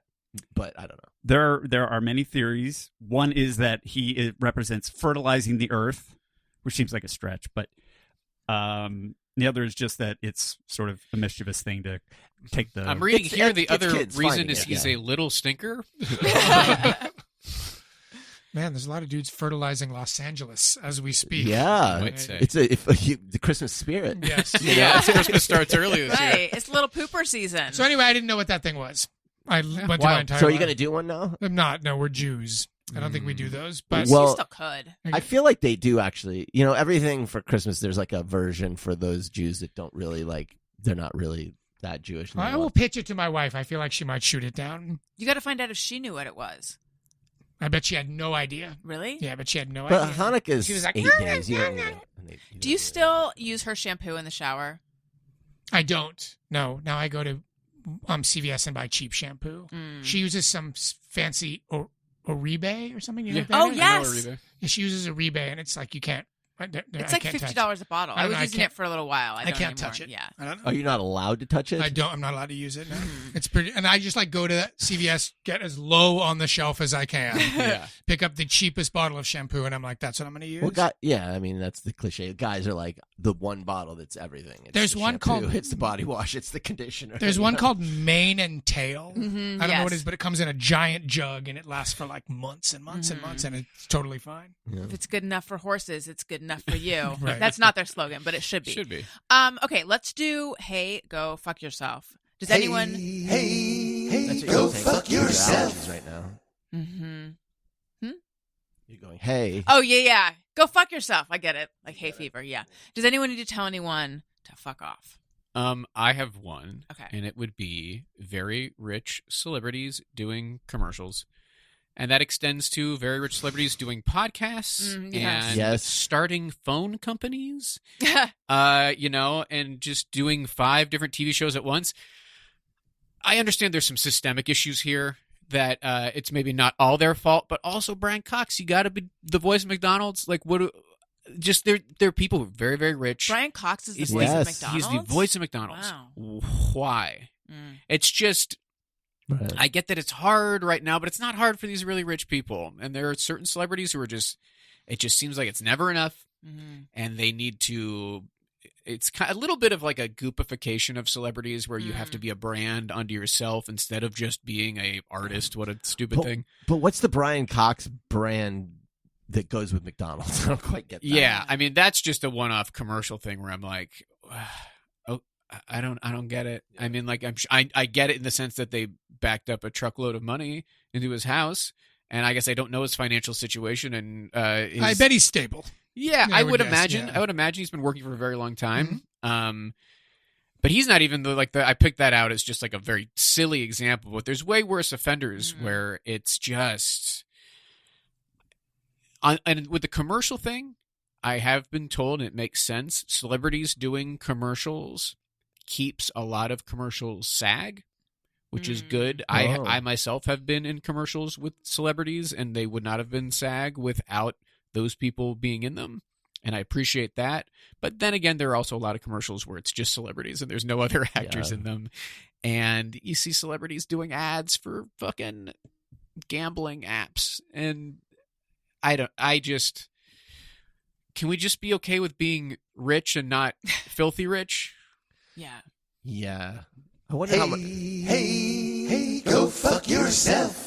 Yeah, I do. I wonder how much of that is like their agents and stuff. Like, just, especially with the podcasting. Like, I feel like all the agencies were like, everyone's got to have a podcast. You have for to a couple begrudgingly years there. do a podcast. Yeah. That's going to go away in 6 months. Yeah. That, Alison, that actually has really been like the death of the podcast industry is celebrity-based podcasts. Yeah, just because flooding every studio is like, we're not doing anything long form. We're not doing anything there. All we're doing is people talking. That's it. Famous, super famous people. Yeah. Did you see that? I don't think any of them make money, though. Some of them make money. They Some of do. them make real money. I think part of the issue is a lot of the ads are going Yeah. to the sure things with the big celebrities because Well, they yeah. can, and so people are going to those podcast studios and they're like, hey, we want to do this really interesting 10-part investigative thing. Or Travis Kelce talks about whatever, and he just gets all the money. I'm sure that one's making money, yeah. that one definitely is. Did you see, he actually did this summer, I think. He did a Joe List bit, a comedian of his, like he stole it and said it on his podcast. Travis like, Kelce did? Yes, like I didn't know word for about that. word. Oh, wow.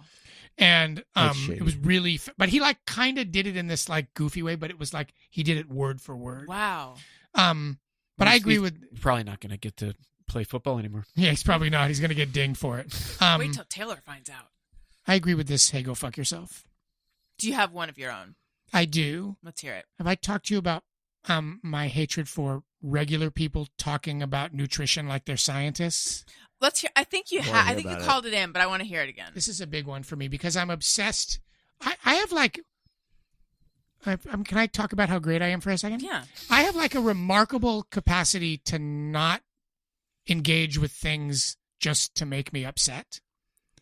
Like I can go, I'm not interested in that. It's going to make me upset and I'll never look at it. It's totally fine. That's really good. But I am deep in the wormhole of people on Instagram who talk about nutrition like they're doctors, even though they're like pet groomers. And there's this guy, and a specific, hey, go fuck yourself to this guy. His name is Dr. James Di Nicola Antonio. And he's a pharmacist, I believe. But all of his posts are about, like, if you're 27 and you're not having 19 milligrams of bioavailable hem iron by the time, like, and all of the responses are people being like, I'm doing glycate at 13 milligrams, but I've heard the bioavailability and the reuptake are compromised. And they're all morons. Every one of them is wrong. But it's this weird thing where to them, the granular discussion of nutrition is a method of control. And it's fascinating to me that people choose to talk about food like that. Not only are you like taking the joy out of food, but also you just don't know what you're talking about. Yes. Like you just, and there's this whole thing about bioavailability that is so like asinine and stupid. And I have to say, like, if you're thinking in those terms, this is the way I think about it. If you go to your doctor does not talk to you like that. Your doctor goes, hey, dude, you're eating too much oil, like, and you need to exercise more. Have a great day. You would never go to a real doctor and have him be like, what's your reuptake of glycine? And are you doing like calciate farmanet at 14 milligrams per hour? Because if you're not, you're compromising the bioavailability and you're really, and doctors don't talk like that. They don't. That's why we can't trust them. Right. And if you went to a doctor who talked like that, you would be like, you're crazy. I don't understand what you're saying. And so my big go fuck yourself is to anyone who thinks this conveys like a sense of knowledge, because it doesn't. And to me, I find this very goofy and like very ridiculous. And also like it speaks to your personal insecurities. And I have no patience for it and I hate it. Hey, go fuck yourself. In my mind, it all translates, all those conversations just translate to, hey, I'm really afraid to die. Me too. Me too. I'm scared of dying. I actually don't know if it's about the fear of death. To me, it's like entirely about this sense of like, how can I control my body? How can I hack death? Yeah, how can, but it's more just like this weird thing of, it all sort of feeds into that ether of like, I'm not in control, other people are. And in some ways, like discussing in granular detail the like nutritional elements of everything that goes into your body, like allows people to believe they have retaken some sort of control that they've always had. You've always had that control. You never ceded it. Well, the good news is RFK Jr. is in charge of all this stuff. So he'll right sort the it out. ship. For sure. Yep, he's going to get right So to the bottom. It's a hey, go fuck yourself, but I'm also fascinated by it. And I spend like maybe an hour a week just reading those comments and then clicking on the person's link and being like, oh, you're a mechanic? And clicking on the link and being like, you like work at a shoe store? And it's really, really interesting and I think sad and also fuck you. It's three things at once. Sad, interesting, fuck you. It's got so much going on. It really does. I love it. Anyone else? I have a reverse one. Oh. I spent a lot of time complaining about the people who park around the school and the whole like drop off and pick up fucking fiasco. But this year, I don't know what's going on. I should probably not even say anything. But this year, it's like all the parents got on the same page, unlike last year. And it's like drop off, people are dropping their kid off, getting back in their car and getting right the fuck out of their spot instead of maybe they listen. Lingering. Yeah, maybe they listen. To the show, they've heard you complain. And so it's like, it works now. Like I'm able to get in, get the spot. I'm not fuck. God damn it. Take this out because the universe is going to punish me. But yeah, like last year it was just nonstop frustration, but I don't know. It's like maybe all those kids were in 5th grade and they all moved on to middle school. So hey, go fuck yourself. Not opposite. I think we actually have a hey, I love you. I don't know what that is. Oh. Well, imagine that everybody go fuck yourself. Not yeah. Okay. Yeah. Very good. Jeff, do you need to tell anyone anything? Yeah, this is yet another old man yells at cloud computing beef of mine. The nudge. Dealing with internet things, computer things. Are you sure you want to do this? Are you sure you want to sign out? Are you sure you want a refund? You don't want to just keep the credit in the store? Are you sure you want to cancel? Yeah, I'm sure. I know it. Stop nudging me. Stop trying to steer me. Every website, every app, every computer, everything is doing it. Just let me do what I want to do. Hey, go fuck yourself. It's exhausting. You know how there's like that bill that was like right to fix bill where you know, I don't know, did that even pass? There was one that recently, the idea behind it was that it was supposed to be as easy to unsubscribe from something or service as it was to subscribe. Oh, there was. I was going to say there should be it something got for killed. this. Oh, it did? Yeah, it got killed. Because I know there was like, you know, if you buy a John Deere, you can't repair your own thing. It's like, so that gives them like all this monopoly power. Oh, that fucking sucks. Yeah. God damn it. Yeah, consumer protection is just toast. And lastly, let's do Podcast Pals product picks. Podcast Pals Peanut Picks. All right. Who wants to tell us what we need? I have one, Okay. but I have to find it on my telephone. Here it is. The Humble Company Dental Floss Picks. This is the best dental floss I've ever used Let in me my see. entire life by a factor of 75. 75. I don't know anything about this company. They could be real shitbags.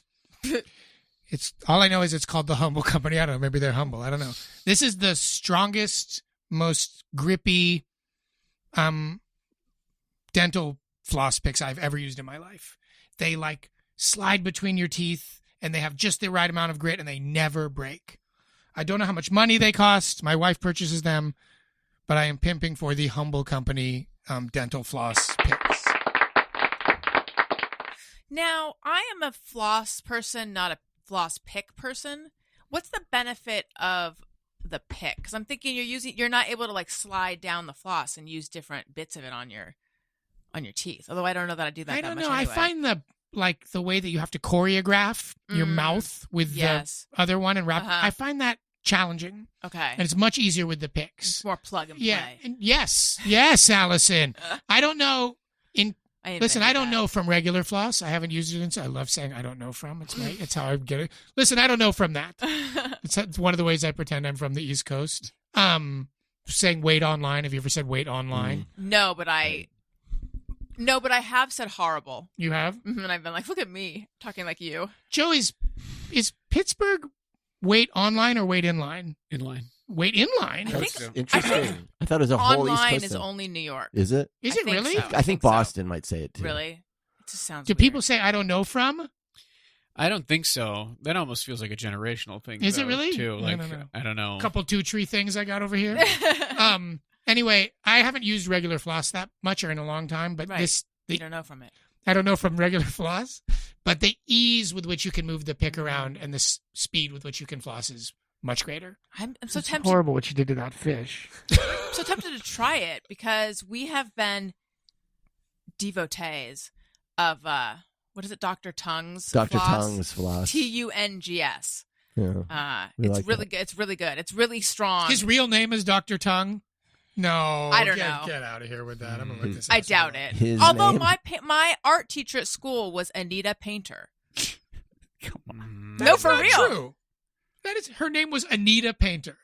Anita Painter. Yeah. Oh my God, she- Allison just looked at me like with the. She's just like, "Shut up, How- Greg." how It dare is you. true. I didn't Challenge. mean to. I didn't mean But do you to. think she became? I think there Wait, was it's a like nom the de plume. dentist named Dr. Smiley. I don't. What comes first? Or a poet being named Wordsworth. You know? Right, Just- yes. You have to be a poet. She also taught history though, so she broadened her horizons. Okay. Did her name change? Continue to talk. I'm looking Yeah. into Dr. Tony. Anita She was Historian.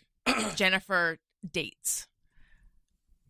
That's But a website I go to. What? The you look like you've been chowing box drop. That guy was in the art class with Mrs. Painter. You look like you've been chowing box, man. And that is where I saw him hawk a loogie onto a plant, and it just dangled off the plant. And I was like, I think I'm going to throw up. I have a real loogie thing.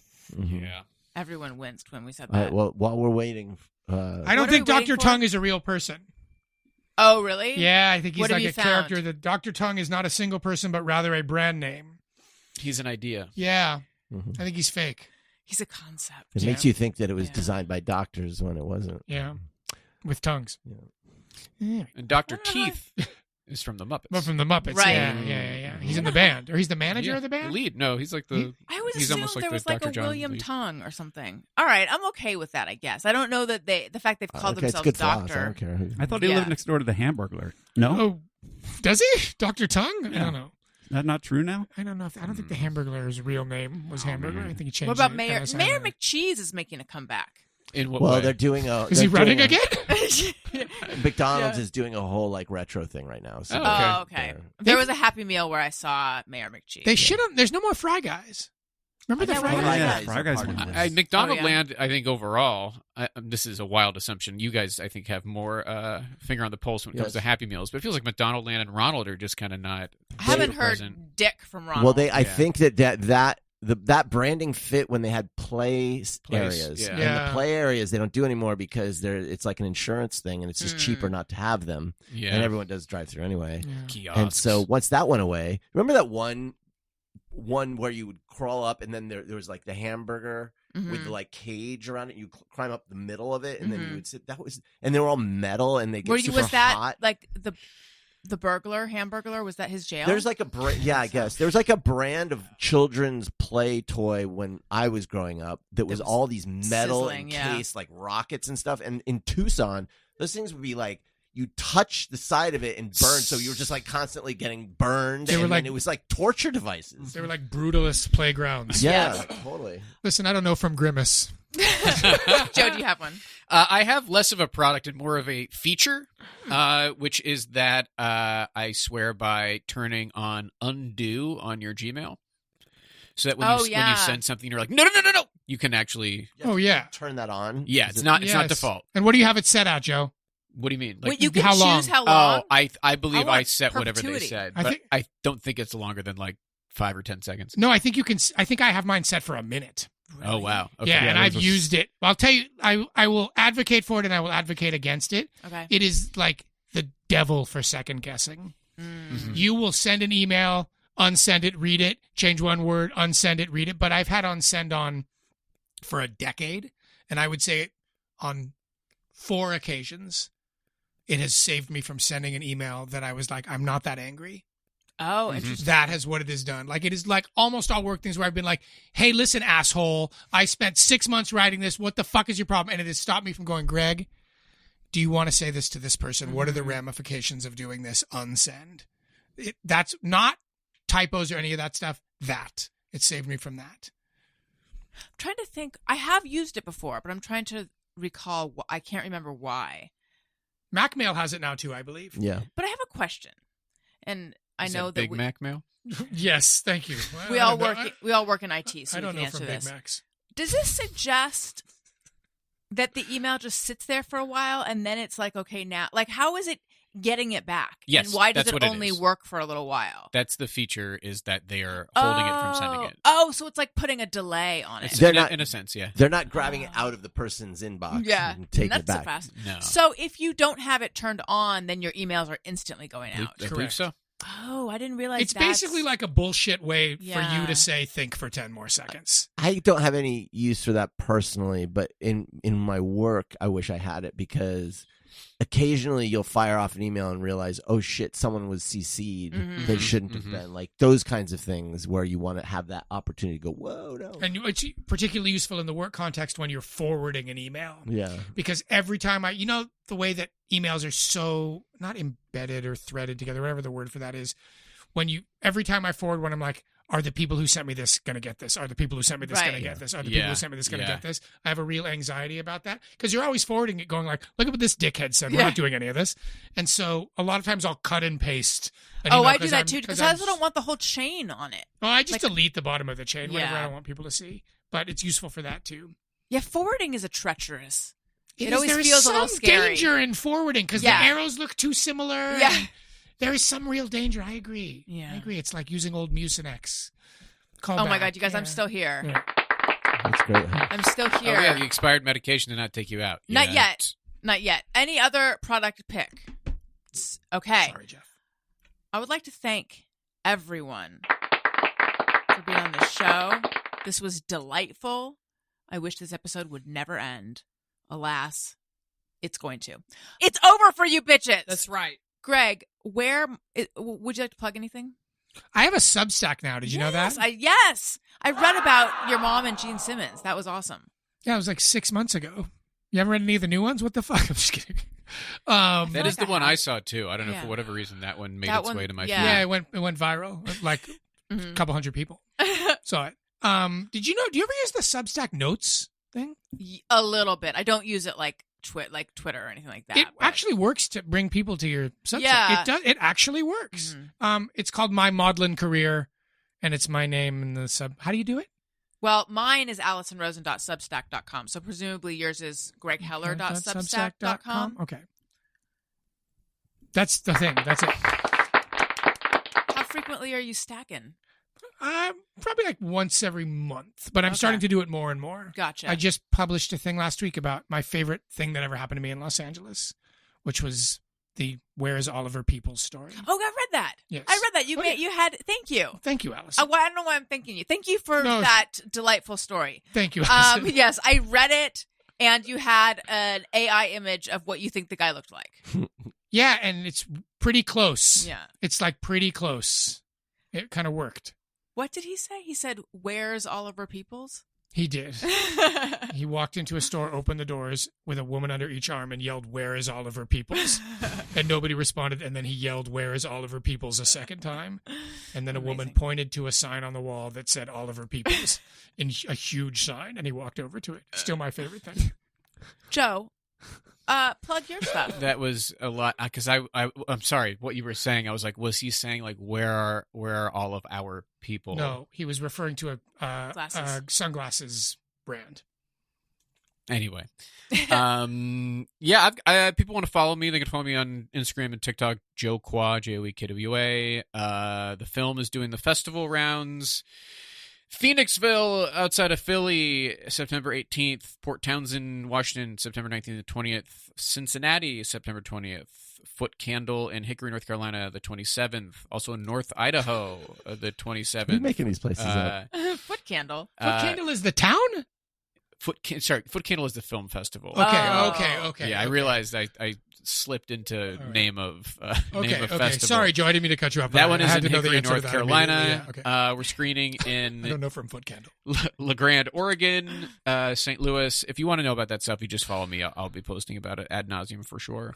Also, if you're in Los Angeles and you want to see it, you can just reach out to me, and I'll hook you up with some screenings we got going on soon. And Is there like a screener link or anything? You can no, hook us up? we're not doing that right now. Damn it. We really want people to see it live for the time being.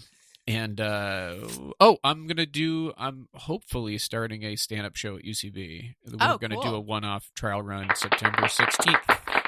So check that out. Really? It's called Solid. Is what we're calling it. Nice. Yeah. Interesting. Okay. Nice. September when? 16th. Who's on it? Tuesday. It's going to be me and Claire O'Kane hosting, Brooks Wheelan, Blair Saki, David Borey, Nick Sorelli, and Brad Evans. Oh, it's a good lineup. Yeah.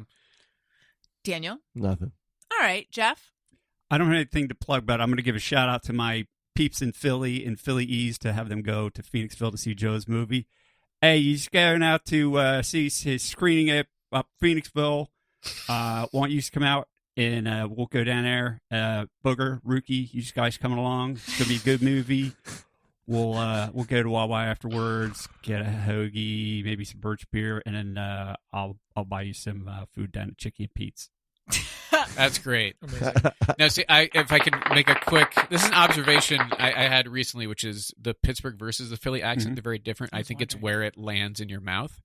You know, because I think Philly's like a little closer, like to your mouth, and Pittsburgh is like you're chicken on a hoagie. And it's like, I got the Philly accent actually stuck because I was eating all these Preggies, and they're like down here, and I like that. But then you start to throw it up, and then it becomes Philly. Yeah, that sounds about right.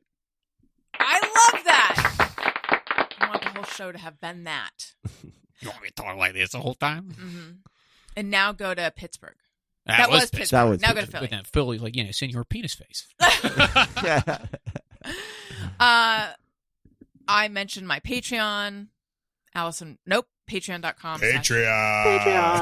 Patreon.com/Alison Rosen. And then also, after you check out Greg Heller's Substack, check out mine, AlisonRosen.substack.com. Follow me everywhere. I've been TikToking a little bit lately. I don't know how long that's going to last.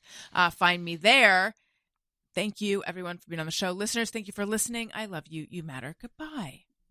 Hey, do you know about the Alison Rosen Show?